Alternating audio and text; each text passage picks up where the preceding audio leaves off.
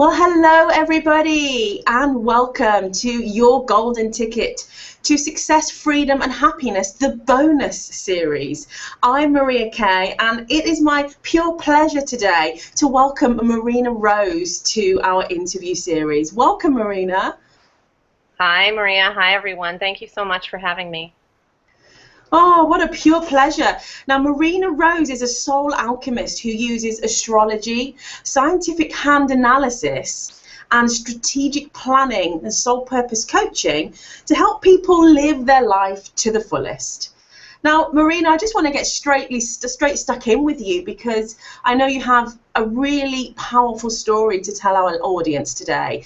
Could you start by sharing a time in your life perhaps, or a series of events that occurred that you feel have really helped propel you, whether you want to deem it positively or negatively, to where you are today, both in your professional and your personal life? Yeah, absolutely, Maria. For me, there were multiple levels of shifts. So I guess I'll start with when I started realizing that I was drinking way too much and my life was not really where I wanted it to be. I didn't really, I guess in a sense I was lucky because I didn't have that big crazy thing happen to me because of drinking too much. I just started having these realizations that I was eventually going to die because of what I was doing. More in the sense of I started looking at buying houses and literally saying to myself, well, I don't think that I can buy this house because the bathroom's downstairs, and if I'm, waking up in the middle of the night and I'm not together and passed out, then I'm literally going to kill myself walking down these stairs to go to the bathroom. We live in New England, like similar to where you are, that some of the houses are very old and staircases are tiny, and then I started saying to myself, there's something wrong here, I'm starting to make choices about everything that I do to work around my issue instead of start seeing that this is an issue and it's going to become. And to me, I saw it as it's not going to become an issue anymore. I'm literally going to end up not alive if I don't do something about this. So I just really had one epiphany from those experiences and just said to myself that my physical body, I needed to start valuing more. So for me, Maria, it really, it worked on different levels for me. So for me, the first part of the awakening was I need to start valuing my physical body and loving my physical body. And that got me sober. That got me to realize that enough was enough. I had to stop. But then I didn't really connect with AA or, the options that were available 12 years ago. It just didn't work for me, specifically because, well, there's a couple of reasons, but one of the big ones is that they ask you to, really give up your power. It's like that you can't do this without a higher power, or without some, like that your power is from outside of you. And I have always known, since I can remember, that our power is not outside of us. It's within us. And that really just jolted me. I just didn't like that, because if I kept saying that my power was outside of me, then I would never have power to have stopped drinking, because I would always be looking to something else like a crutch. So I tapped into the power within me, because I believe that we are all connected and that God is within us, source, whatever. I use many different words for it. Everybody connects with something differently. But that was really important to me, that I knew that I was part of that. So that's when I first stopped. But then it goes into, and I don't mean to make this long, but it's like literally I healed on different levels. Physically I healed, and then I never really got that the energetic healing. So I still wanted to be drinking, if this makes any sense to people that are listening. And Maria, I don't know what your experience is with, addictions. I know that you've talked about food and that kind of thing, but for me, it was like I didn't heal that part, so I didn't shift that energy yet. And a couple of years later, my mother died, and that was it was devastating for me. It was a very difficult time for me. She was my best friend, and she went through a very tough illness, and it was like my life was over. It was like, because on top of that, my mother was the rock for our family. So when she passed, like the whole family, everybody just broke up, and it was like I lost my family. So on top of losing my mother, I lost my stepfather, all my mother's family. It was just devastating. And that literally was like the dark night of my soul, because since I hadn't healed that energetic level to me on the drinking part, it was really hard to kind of stay where I was. And it was just extreme anger. So I know that everybody says, yes, the book, The Secret, that was the big thing for different people. And I know it sounds crazy, but literally I hadn't heard about it, and my friend was pretty much sick of hearing me complain about how miserable I was and how angry I was at the world. And she said, I am going to give you this book, and you're going to read it. And at the time, I wasn't a big book person or reader. I was a very different person back then. And I was like, all right, fine, I'll read the book. And she gave me the book, and literally I went out on my boat that day, and I read the book as quickly as I could, and my life changed from that moment on. And I know that there were pieces in that weren't the total answer, in The Secret. I don't think that they went to the part that we really needed to hear.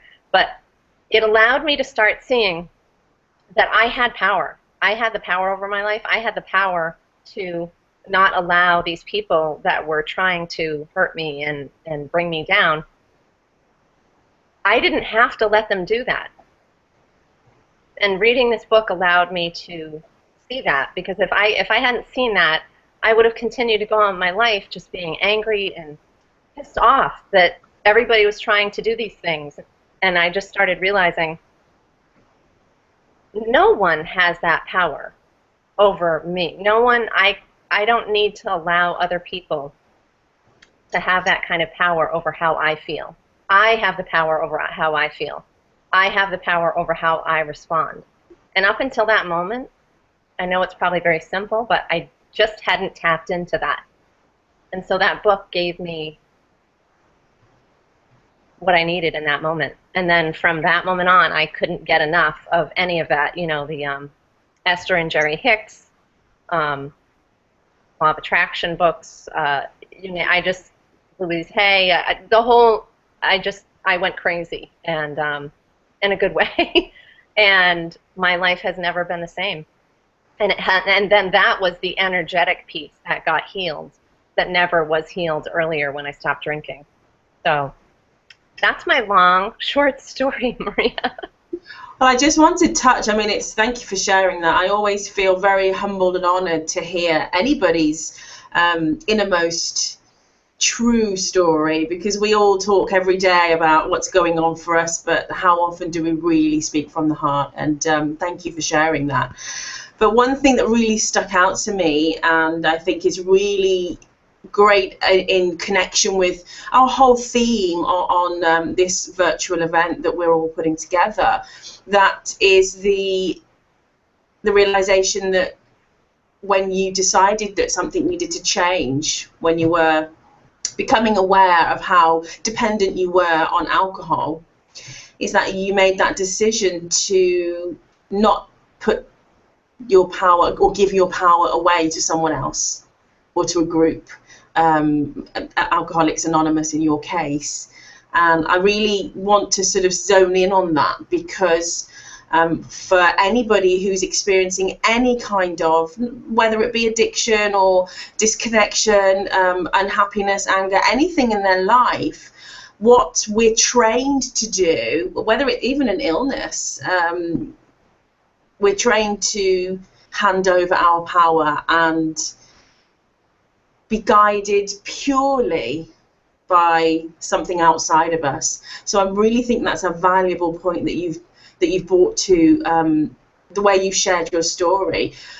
Could you, because one of the running themes is freedom, that we're sort of talking about, could you talk a little bit about how that decision that you made not to join such a group when you decided to become sober, what impact did that have? And I know you've already mentioned that, okay, there was a bit of incompletion perhaps with your journey, and 2 years later it came up for you to heal on a deeper level. But could you sort of talk a bit broader on how that helped you to maintain your freedom? Oh yeah, absolutely. I mean, honestly, anybody listening, I really think this is important, because that was the key. That was the key to the long-term, completely, energetically, eventually healed. Because I feel that when we get put in a situation where and I don't not believe in having accountability, being a coach and having people being accountable for things, but I think that we need to be our #1 accountability person and coach, period. Because nobody cares more about you than you. And you are going to be doing what you want to do. You have to wake up in the morning and feel good looking at yourself in the mirror and saying, I'm accountable to me, and I feel good about what I did yesterday. I feel that when we give that up, and that was sort of that energy of the AA, you give that up, and then you go to these meetings and say, this is what I've done, or I haven't been drinking, or I have, and it's like you're allowing to continue that process of being judged. You're allowing that process of continuing that outside of yourself, not being able to have the strength within you. And that, to me, has allowed the freedom in my life to be exponentially 1,000 times more. And honestly, if I had gone that other route, I don't know where I would be today. And that was for me. I know that style works for some people, and I think that it's fantastic for the right person. But it didn't work for me, and that's why I actually did a series similar to this about freedom from addictive behaviors, so that I brought in different people to explain different modalities that would resonate with them, because we're all so different, Maria. It's like one thing works for you, something else might work for somebody else, and I think sometimes we get in such a box that people are told, oh no, this is the only option for you. You can't. At the time, people were telling me, oh, you can't quit without help. You can't quit. What do you do? You can't. This isn't going to work. Well, I think that the other piece to that is we need to listen to our inner guidance, and we need to stop listening to everybody else that's not in our shoes, that doesn't have the issues that we have, or doesn't have that vision that we have, that might be crazy. Stop listening to everybody else saying it's not possible, because when you tap into your inner guidance and you get the answers, those are the answers for you. And I really want people to trust that, and either dim out the naysayers that are not helping them with the direction that they're in. Well, of course, you want that inner guidance to come from love and bring you to a good place. This isn't going down the wrong road and having people say, this isn't good for you. So absolutely. Yeah, I think that you definitely make a really valid point. And again, it does come down to that freedom to choose, freedom of choice, and just to be okay with listening to the guidance that's coming from within you. And speaking of different modalities and different choices, I'm really excited to hear more about this. Could you talk to us more about your scientific hand analysis that you use to really help your clients move forward in their lives? Yeah, absolutely. I'm really excited to talk about that, Maria, because I've been working with clients for a long time now, and this has been the most incredible tool that has helped me get right to the crux of what is going on with a person, with my clients. It's like in one session, it's there. Everything shows up in our hands. It's amazing that the neural pathways in our brain are actually connected to our hands, the palm of our hands. And literally, the palms of our hands change throughout our life and what is going on with us mentally. But our fingertips are what we're born with. Those are actually created between 12 and 16 weeks in utero. And I literally see this as our soul's frequency, like imprinting its energy on our fingertips of what our mission is here. This time we're here, like helping us see why we're here. In our fingertips, we literally can decode your life purpose, your life challenges and your life lessons, and your life path, what is always going to be affecting you while you're here. It's really amazing.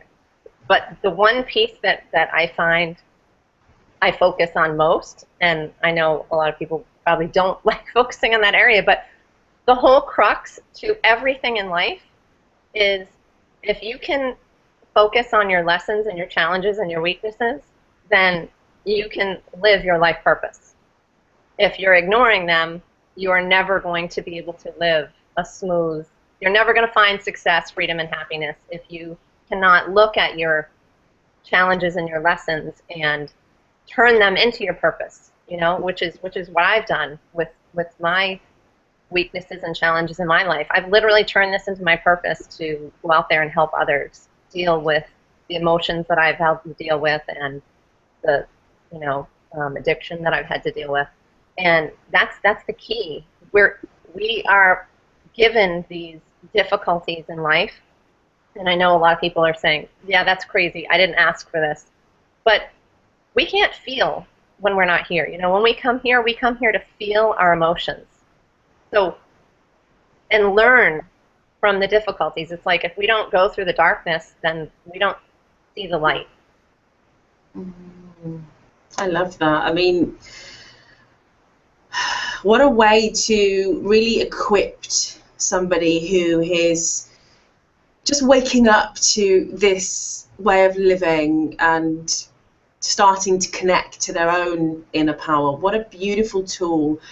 I'm really also intrigued for you to talk to us about the term that you use, soul alchemist. How does that translate into the work that you do helping people to reach their full potential in life? Yeah. That really goes to what I was just speaking about literally taking your pain and struggles and difficulties that you've been dealing with in life and turning it into your gold, turning it literally into your purpose. So I have clients come to me with struggles and difficulties, and they can't even see where they're going to take their next steps, to turning that into all of those things that they came to me complaining about and that were bringing them down actually turned into what they were here for. So in the end, they came out on the other side with this beautiful purpose it's usually to help other people go through what they've been through. I really feel that our life experience is the highest, most priceless education that there is. I think it's very understated. People don't look at that as they should. People are always looking at, are you a Harvard graduate or a Yale graduate? Well, I know a lot of Harvard and Yale graduates, and a lot of them can't even function on an energetic level. There's a difference between intelligence And there's a difference between being able to live that and breathe that and have success and happiness and be able to socialize with others and connect and communicate. So I think that we don't value our life experiences. You know, I meet so many people that, you know, maybe don't have those educational backgrounds, and oh, well, who am I to be able to go out and do that? Well, actually, you have a lot more reason to do that and experience than a lot of those other people that are out there doing it. Because when you learn it in a book, I'm sorry, you can't teach it to others, because you can't empathize where those other people have been. There's something about that when that energy isn't there and you can't feel what that person's going through, then it's really difficult to get them on the other side. What would you say it's taken? I know for me, I have a daily practice that I follow that I know keeps me moving forwards, keeps me aware of what's going on. And, you know, you talk about our weak points, our down points. We all have them and they never go away, right? So what could you share with us a little bit about what perhaps you have done in the past by way of a daily practice or a ritual or any activities that you've sort of dedicated yourself to and your time to, and perhaps what you do now on a daily basis to ensure that you are in this constant uplifted, aware and aligned state? Yeah, sure. You know, in the beginning, when I first did quit drinking, my key to that was being able to exercise. Exercise to me was the absolute key to my healing, because I'm a very action-oriented person. I know a lot of people end up saying that you should meditate and, you know, go within, and I'm not. I am better now, but at the time, meditation for me was just not something that worked for me, and I knew that. So I tapped into exercising, and that really worked. But on top of that, exercising outdoors, connecting with nature for me was transformational. I am very connected with nature now. It just makes me feel good, shifts everything for me. So anytime that, even now, that's what I do, is exercise outside, or just, if I'm working all day, I make sure that I take 10 minutes and go outside and take my shoes off, and, you know, if it's in the summer here, and stand in the grass, you know, get connected to earth, get myself grounded and reconnected. That's really important to me. But I travel a lot, so I don't have a routine, which can be difficult at times. So what I've done, and this might help other people that have not a routine, because I know life gets very busy, is when I wake up in the morning, before I even get out of bed, I connect with Source, and I ask for anything to be released and transmuted into the core of the earth, so that I can, you know, I literally even say anything that's going on physically with me, any illnesses that are even thought about, please release and transmute into the core of the earth. And I picture it just burning up into the core of the earth. And then I ask Pure Source to replenish me and refresh me with revitalizing energy to get me ready for the day. And then at night, 5 minutes before I go to sleep, I do a very similar practice, and I look over my day of what I've been grateful for and go through the same practice, cleaning. I just think that energetically connecting to keeping yourself clear is important. And I love how you talk about your practice not actually having to take up so much time, because for many people who are embarking on a new journey, perhaps to better themselves, to improve whatever they've got going on in their life, it can seem so overwhelming. And now I've got to allocate 2 hours a day, and I've got to exercise for this long, and I have to eat this, and I can't do that, and it's like, whoa, well, it's too much, I'll just stay where I am. So Yeah. I love how you shared that, thank you for being so honest, that, meditation is for me an amazing tool, but as you say, it's not for everybody. And I always start my clients off with 60 seconds of just quiet, still silence. And that's, you don't have to label it in a certain way. It's just being still and quiet. And that's really what you're talking about, that whatever you choose to think about or not think about in those moments, that it doesn't have to take a ton of time to be able to implement it and to have it be of value and really seep in a positive way into your life. Mm-hmm. So what would you say, if I was to ask you, Marina, what do you feel that success, happiness and freedom are interconnected, and or do they go hand in hand? Can you have one without the other? And also, was there ever a time in your life where you perhaps had one, say you were successful, for example, yet you weren't as happy as you expected to be in the sort of midst of that success? Mm. Yeah, I mean, my initial reaction is that I do believe that success, happiness, and freedom are combined.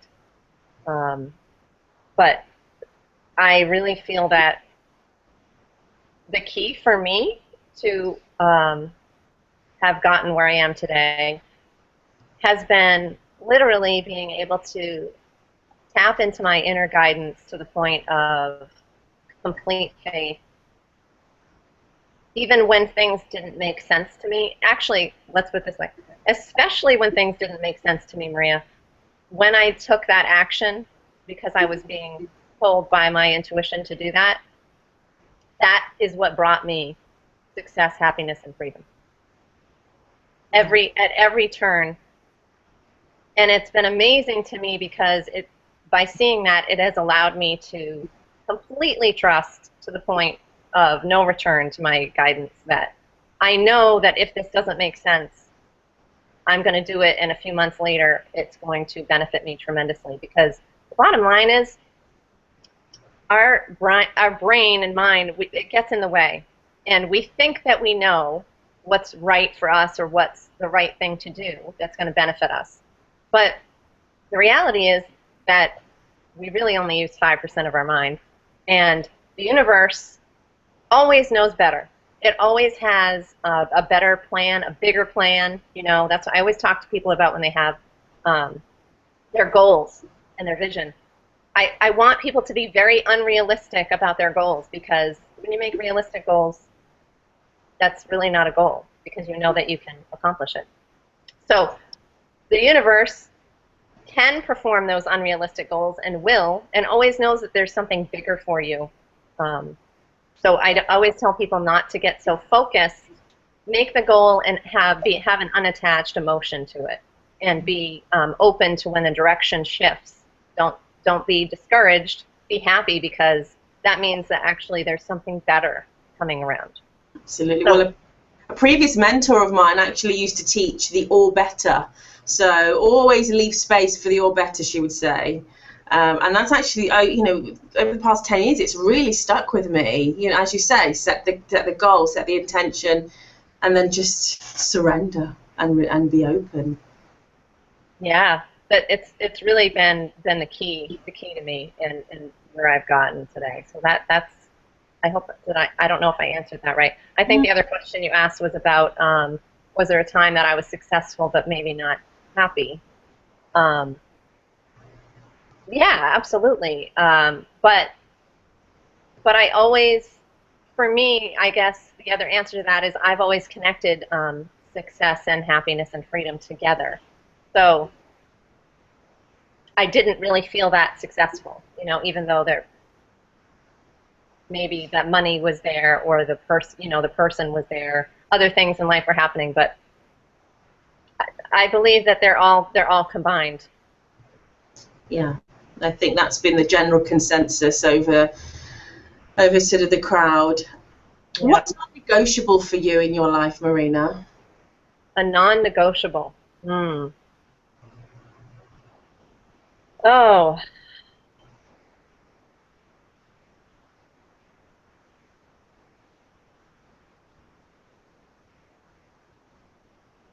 Freedom, I guess.